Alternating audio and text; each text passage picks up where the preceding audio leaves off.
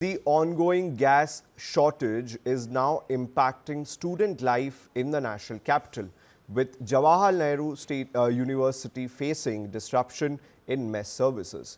Now, viewers, due to an acute shortage of gas, rotis are no longer being prepared in several JNU messes. Now, authorities have also reduced the duration of lunch and dinner services, affecting thousands of students on campus.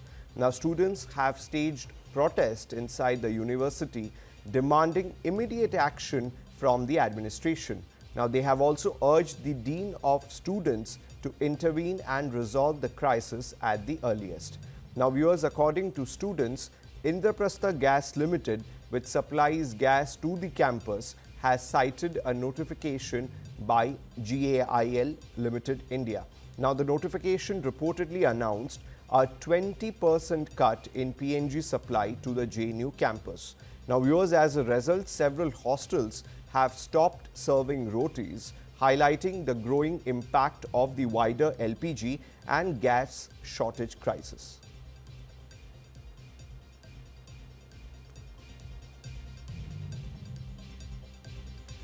Viewers, let's cut across to a ground report filed by my colleague Shalini Bajpai.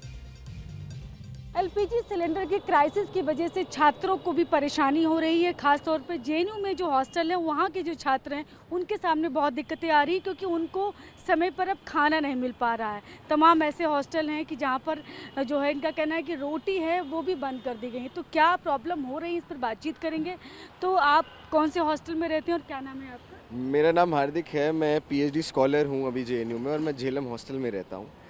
और जिस तरीके से हम देख रहे हैं कि इसको हम एक आइसोलेशन में भी नहीं देख रहे हैं कि जिस तरीके से युद्ध है, जो एक देश दुनिया में एक वॉर चल रहा है, वो जेएनयू के छात्रों की प्लेट तक पहुंच चुका है। और पिछले समय में सिर्फ जेएनयू में ही नहीं, जेएनयू के बाहर भी आप जितनी भी ये देख रहे हैं, जितनी भी दुकानें हैं, उन पे चाय बहुत से लोग जो हैं लकड़ी पे बना रहे हैं। बहुत सी जो चाय के जो ठेले थे वो यहाँ बंद हो गए हैं। किन्हीं लोगों ने 10 रुपये से 20 रुपये चाय कर दिया। तो जो जेएनयू के बाहर चल रहा है वो जेएनयू के अंदर भी चल रहा है, हॉस्टल में भी चल रहा है। जैसे कि पहले हर समय रोटी बनती थी, हर समय चावल बनता था, अब एक समय रोटी बन रही है 3 दिन। और ये झेलम हॉस्टल की भी कहानी है, ताप्ती हॉस्टल की भी कहानी है। और ऊपर से एक नया मेन्यू आ गया है। मेस का एक मेन्यू होता है, एक नया मेन्यू हो गया है जिसमें 3 दिन चावल और 3 दिन रोटी लिखा है, और बाकी दिन लिखा है नो रोटी, और एक समय रोटी मिलेगा। तो हम देख रहे हैं कि भाई जो बाहर का भी जो एक नैरेटिव है, जहाँ लोग कहते हैं कि भाई जेएनयू तो देश दुनिया की बात करता है, जेएनयू अपने यूनिवर्सिटी हॉस्टल की बात क्यों नहीं करता है, जेएनयू जो पंखा टूटा है उसकी बात क्यों नहीं करता है। तो ये इस चीज़ का एक डायरेक्ट एग्जाम्पल है कि हम देश दुनिया की बात इसलिए करते हैं क्योंकि वो हमें इफेक्ट करता है। जब युद्ध हमारी प्लेट तक, हमारी मेस तक पहुँच चुका है, तो हम देश दुनिया की बात करेंगे। आपका नाम क्या है? मेरा नाम सागर हुआ। मैं special centre for disaster research से मास्टर्स कर रहा हूँ।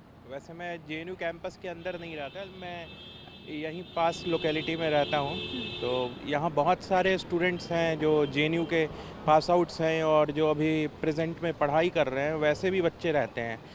इन बच्चों पर भी बहुत काफ़ी खासा असर पड़ा है। बेसिकली क्या है कि अधिकतर बच्चे जो हैं यहाँ किराएदार हैं, वो पोर्टेबल एलपीजी वगैरह रखते हैं कुकिंग करने के लिए। छोटा वाला सिलेंडर रखते जी, हैं। और मतलब रिफिलेबल होता है। तो उसकी जो रिफिलिंग की प्राइस है वो अचानक ड्रेस्टिकली बढ़ गई है। मतलब जो 100 रुपये लीटर पहले हुआ करता था, अभी 120-150 रुपये लीटर हो गया है। इसको लेके बच्चों को बहुत दिक्कत हो रही है। ऊपर से जो बच्चे मतलब बाहर जो खाना खाते हैं, पर प्लेट थाली की जो है प्राइस अचानक से 10-20 रुपये बढ़ गई है। चाय जो बच्चे 10 रुपये पी रहे थे वो 15 रुपये हो गई है। और जेएनयू कैंपस में, चूँकि मैं मेस में तो खाता नहीं हूँ खाना, लेकिन मैं देख रहा हूँ कि जो ढाबे वगैरह हैं, ढाबे मतलब रीज़नेबल प्राइस में मतलब आपको फूड अवेलेबल करा देते थे, लेकिन ढाबे अभी बंद हो गए हैं। और सबका कहना यही है कि अभी जो फ्यूल क्राइसिस हो गई है, जो कुकिंग फ्यूल हमें मिल नहीं रहा है, इस वजह से हमें बंद करना पड़ रहा है। उसकी सप्लाई एकदम ठप हो गई है।